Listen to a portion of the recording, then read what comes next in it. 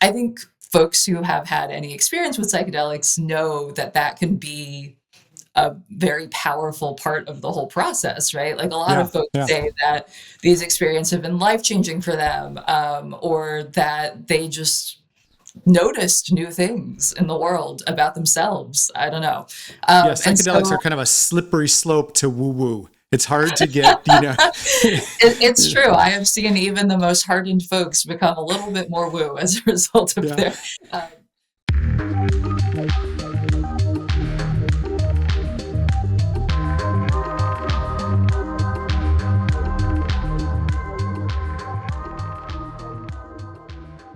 Hello, I'm Tim Keck, and welcome to the Much Love Podcast. Today I'm talking with science journalist Jane Hu. Jane's work appears in The Atlantic, Outside, Slate, and Washington Post, to name a few. And as well, she writes the much beloved Microdose newsletter, which is a newsletter project created by Michael Pollan. This episode is what I hope will be a regular segment on Much Love, where I catch up with Jane and talk with one of the most knowledgeable journalists in the field of psychedelics. Today, we talk about the tension between spirituality and science, AI, various efforts to make psychedelic drugs available for people suffering from PTSD all across the country, and other topics. Jane's a blast to talk with, and I think you'll like the discussion.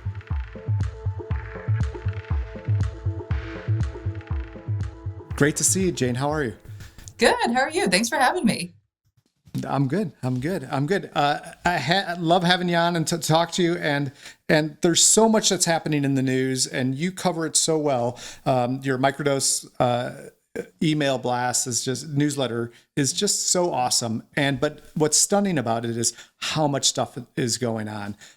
Does it feel to you like the things on psychedelics are just ramping up more and more? Is it hard for you to follow everything that's happening? I definitely can't claim to follow everything that's happening just because there's so much happening. I mean, we started this newsletter, gosh, a couple years ago now. And I remember at first I was thinking, am I really going to have enough to cover to try and Yeah. write about like 5 things a week? And now it's a matter of trying to figure out choosing only 5 things to cover each week. So I feel like And how did there's a lot more happening. Yeah, and how did the newsletter happen? Like, how did that come about? Who is it through, and what's the structure of it?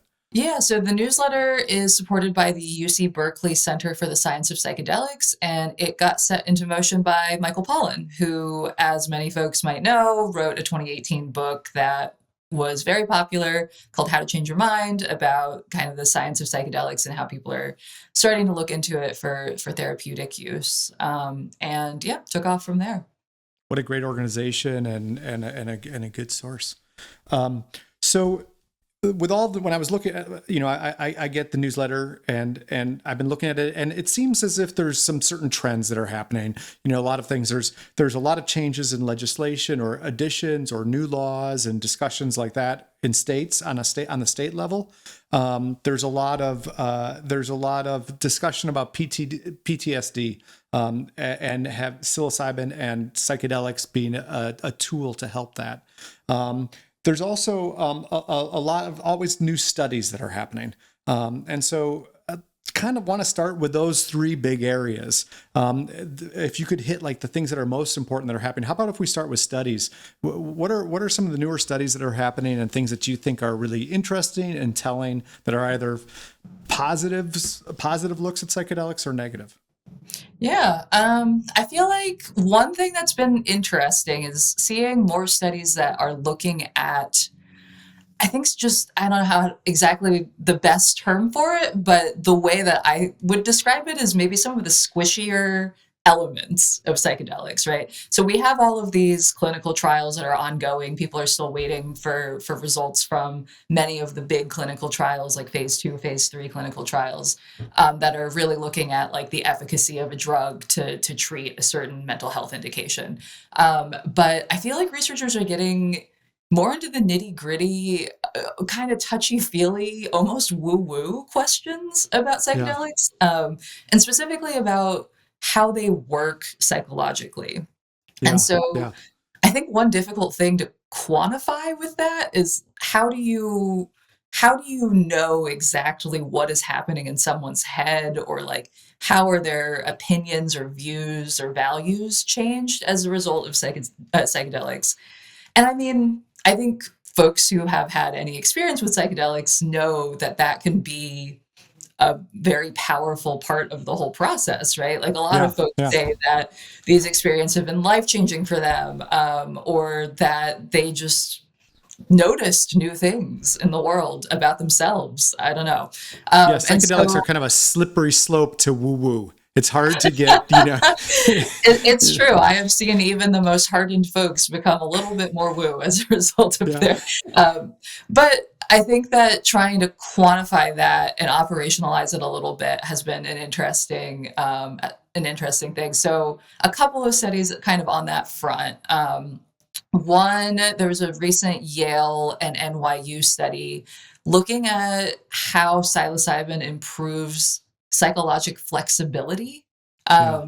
And so that's a set of traits that includes stuff like people's openness to experience or being mindful, living in accordance to your values. And I mean, from their data, where they surveyed people about this after they had a psilocybin experience, I think, it may not be the most mind-boggling result that it seems like there is some correlation between having, additional openness, psychological flexibility after having taken psilocybin. And Um, they use the term inner healer in that study. Is that right? Is so that? that's actually a different study, Oh, that's which a different study. Huh? also is interesting. So that study that you're talking about, for folks who haven't heard about it, basically they asked people the single question. This was in the context of a larger clinical study, clinical trial using psilocybin to treat people with, I think, treatment resistant depression.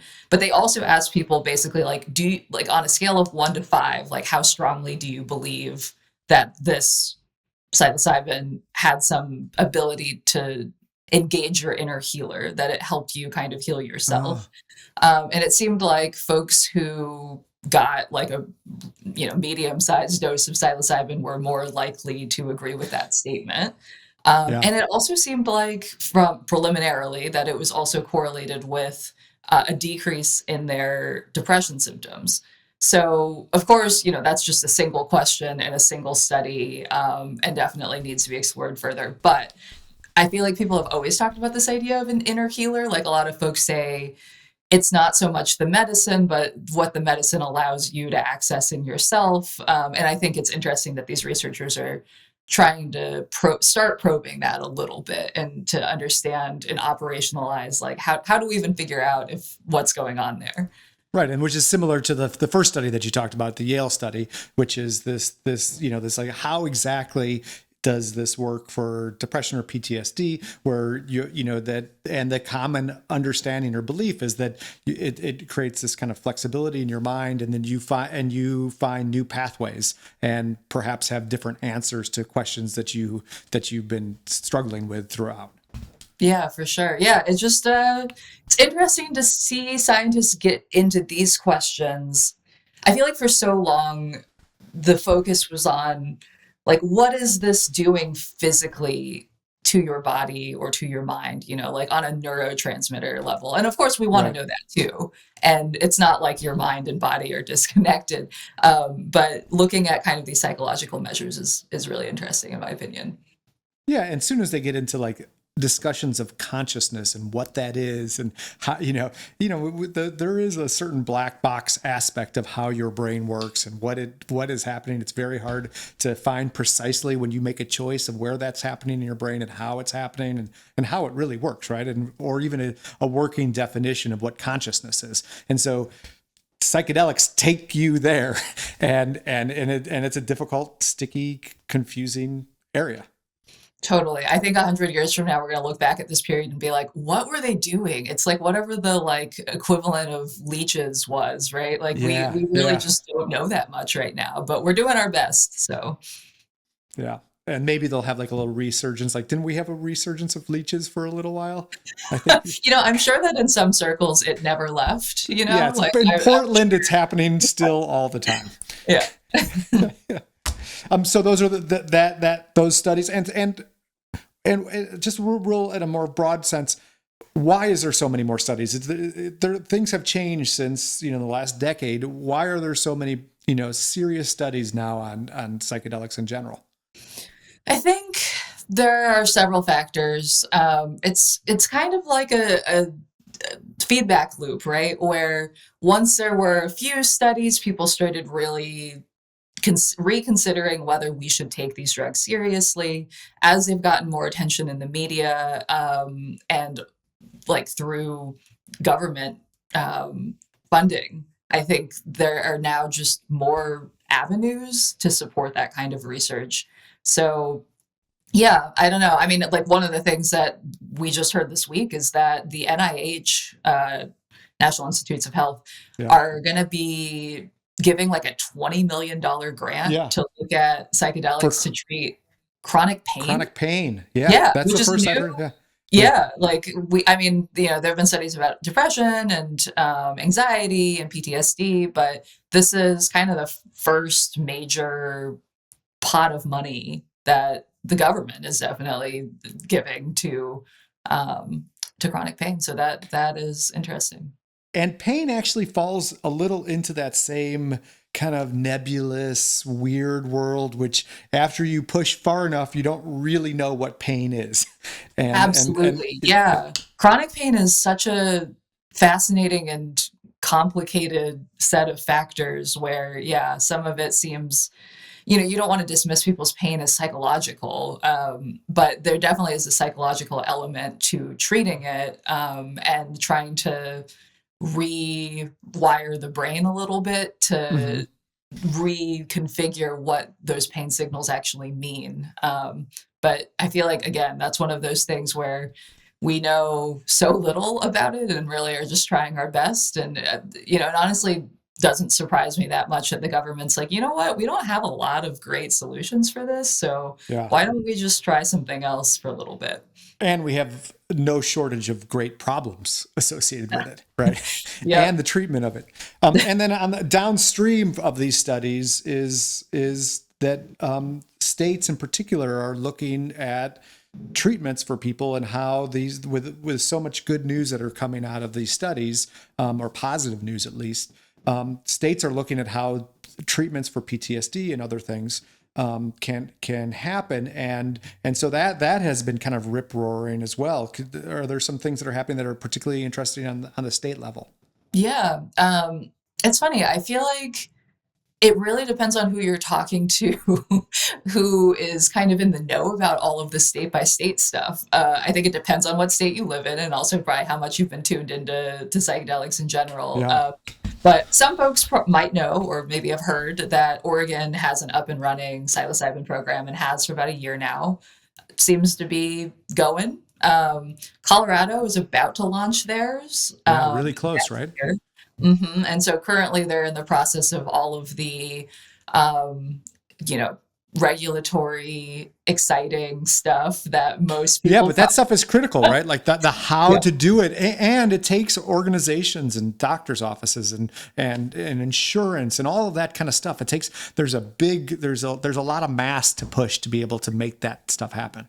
absolutely. Yeah. And currently, they're just talking about like nitty gritty stuff like, licensing Yeah, and the requirements for that and what kinds of licenses and, really important stuff that your average person probably does not find that interesting, right, right, but right. is really important for having a functional system. And then I feel like the other big thing that a lot of people are looking at is California has proposed a bill to start a similar program that would be for psilocybin, but I believe several other psychedelics could be Hmm. available through that program as well. I mean, I think that's just a big deal because California, right? Huge state, Yeah, I think holds a lot of political power in terms of moving the needle on things just historically. And also because last year, the legislature actually passed a psychedelics bill, but Governor Newsom vetoed it and was like, yeah, come, which was come back. surprising.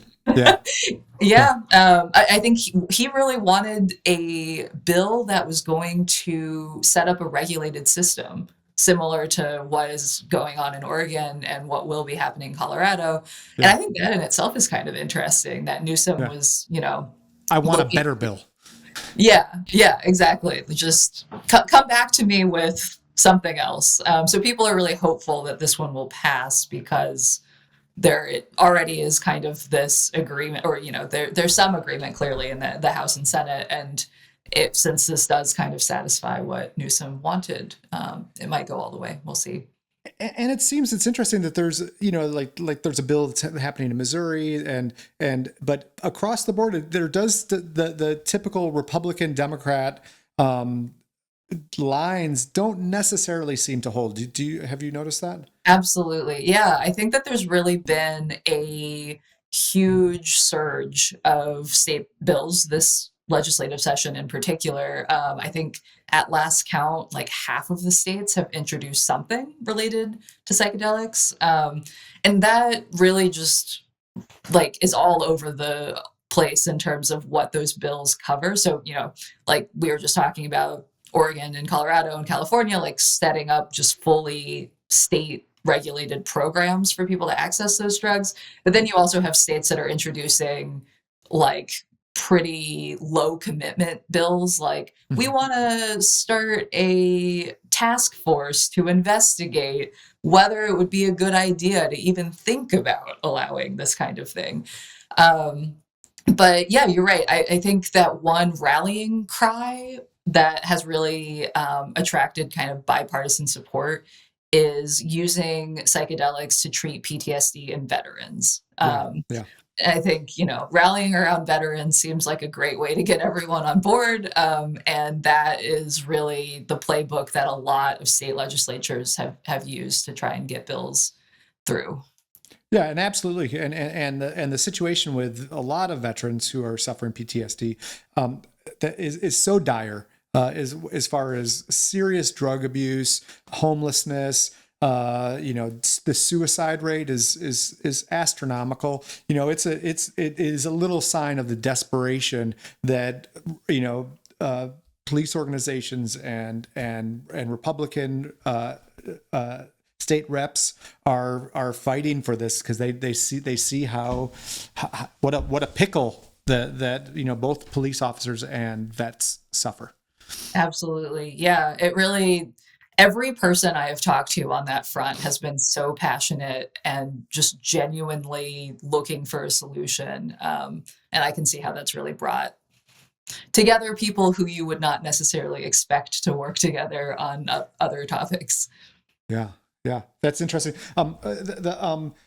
Another thing that's that seems like it's happening a lot is always through this, and this is even before all of these news, is the intersection between psychedelics and religion, and how that pops up, and for a long time that this fighting for tribes to be able to use peyote as a sacrament, but that keeps on coming, and as well as lots of research now that shows that lots of early Christian and religions and lots of world religions have some sort of psychedelic aspect incorporated into their religious rites. There's a couple of news pieces that you wrote about. One is is it called? I'm sorry, it's the ayahuasca church. Is that what it's called? Yeah, that's right. The Church of the Eagle and the Condor, and they just entered into a pretty historic agreement with several federal agencies to allow them to access ayahuasca as a sacrament for their religion. And I believe they're the only church besides the Native American church that's allowed to use any psychedelic. And I mean, the number of churches that have been popping up over the last, few decades, there are hundreds of churches that take psychedelics as their sacrament. And we'll see, what legal precedent this sets. I am not a lawyer, so I don't want to make any definitive statements. But I know. But it might open the door. But yeah, it might open the door. Or, it is definitely interesting that these agencies have reached a settlement with them. I think it also is an interesting indication of just the public perception of these substances as well. Um, I feel like in this moment in time, this is maybe a reflection of how folks are feeling about it. Because I'm thinking about, Yeah, interesting. 30 years ago, can we see that happening? Hard to know. I mean, I know that there were some challenges brought, but it definitely feels like a little bit of a unexpected change. But it is chipping away at the culture from all, from the scientific and health communities, for veteran people concerned about veterans and religions. It seems like it's coming from all of these different directions that's chipping away at the acceptance and the legality of psychedelics in America. For sure. Yeah. I mean, I think it's these substances really just touch on so many different aspects of people's lives, right? Like, I mean, I think there's definitely the therapeutic aspect of it, but even within the therapeutic aspect, a lot of folks are not coming to these substances looking necessarily only to be healed of a particular ailment. There might be other parts of themselves that they bring into that, like their spirituality. So it doesn't Yeah. really, it gets you to ask a lot of big questions about life, Yeah. Yeah. and what it means to know anything and to, I don't know. Yeah. Once So I again, the feel like slippery slope to woo woo, a little bit. Yeah. I mean, I think that it's not a coincidence that a lot of folks bring their spirituality into these experiences. And I know actually there's been a study that's been alluded to for many, many years that was done at Johns Hopkins with people of all different religious beliefs. Rabbis and pastors, and I can't remember the full range of folks, but Right. kind of looking at how psychedelics affected them. And I've had the chance to talk to some of them. The results have not yet been published, Hmm. but and it's been years coming, but I'm sure that paper will make a big splash when it finally is published. But the folks that I have talked to have said that, for them, it was life changing and often affirming of their spirituality. In fact, one person I talked to said that they had kind of felt like they had lost their way a little bit, and that this really brought them back to their faith and their beliefs. And even for folks who are not necessarily religious through any kind of organized religion, you hear similar things about how it touches on spirituality. So not Yeah. surprised to know that this is all coming together in that way. A common feature of taking hallucinogens is that there's people express that there's a stripping away of the ego, and that they feel a deeper connection to the universe, and those things sound pretty religious, right? They smack of religion, or what we hope sometimes religion and Buddhism, or like you said, all of these different religions aim for or are part of. On that same topic, you interviewed a person who talked about psychedelics and the Hasidic community. Right. Yeah, Sam Shonkoff, who is fabulous, and folks should definitely look up his work. Jane, another thing I want to talk to you about is this great expression that I never heard of, but as soon as I heard it, it's one of those expressions, oh, that makes sense, which is the ketamine bro culture. Can you tell a little about that and what that means and what that's all about? So this came out of an op-ed talking about how if we don't change the perception around ketamine, then it might not be as accessible or attractive to people who might benefit from using it.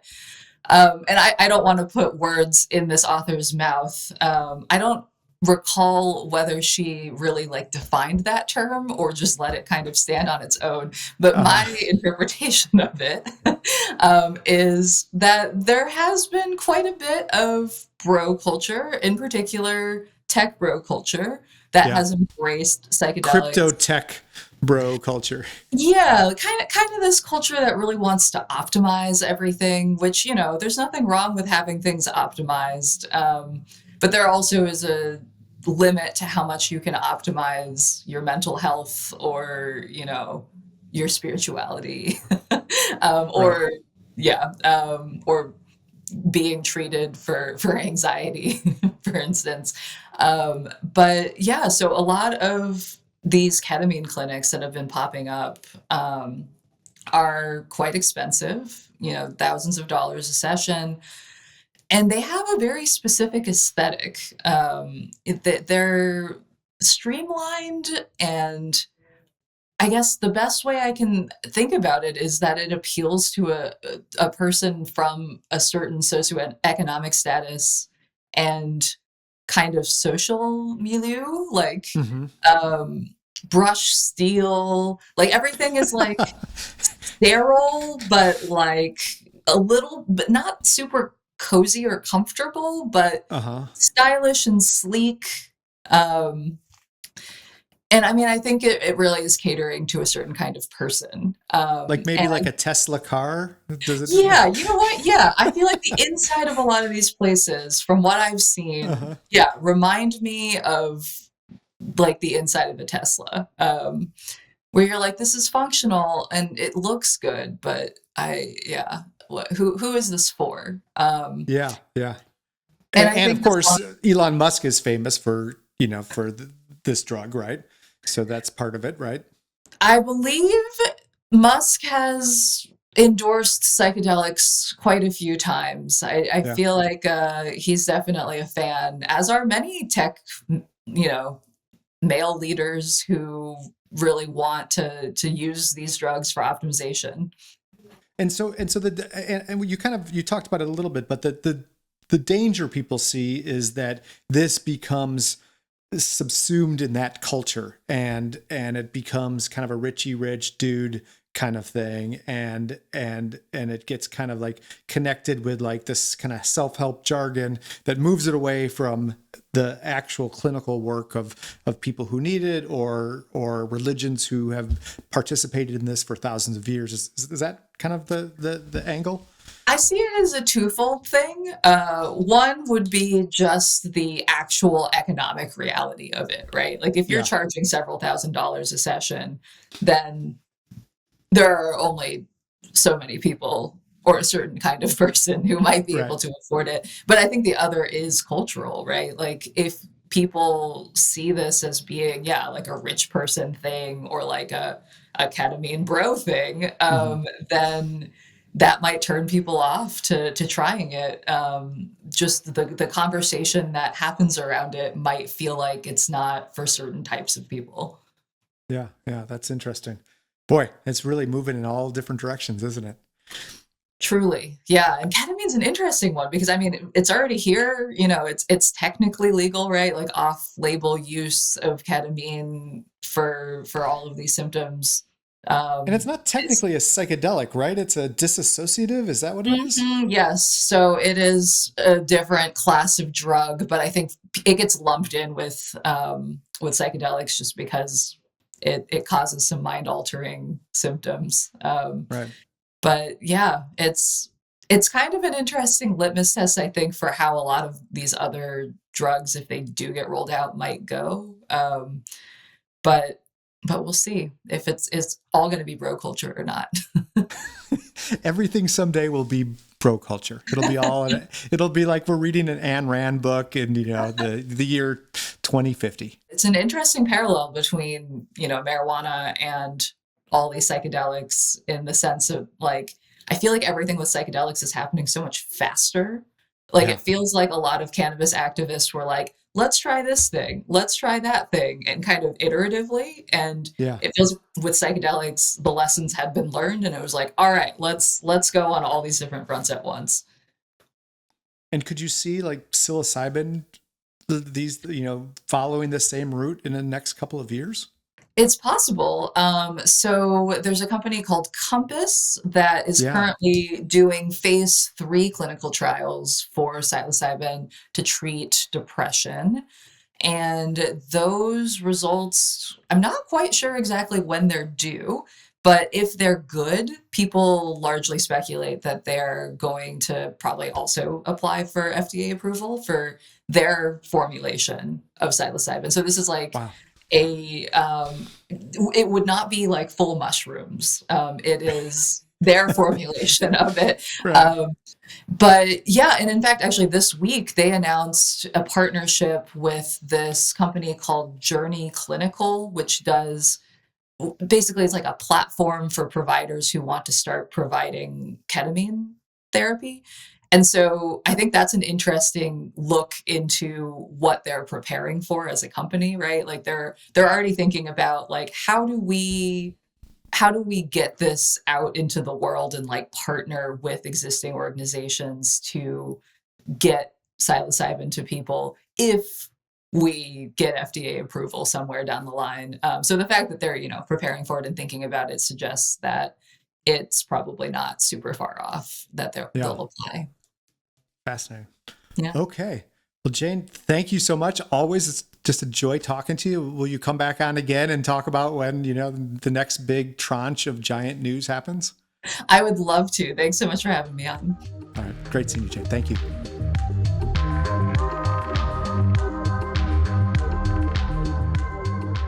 Thanks for listening to this episode of Much Love Podcast. And a special thank you to our guest today, Jane Hu. You can find more information on this topic and our guests at muchlovepodcast.com, as well as links to past episodes and ways to subscribe. See you next time.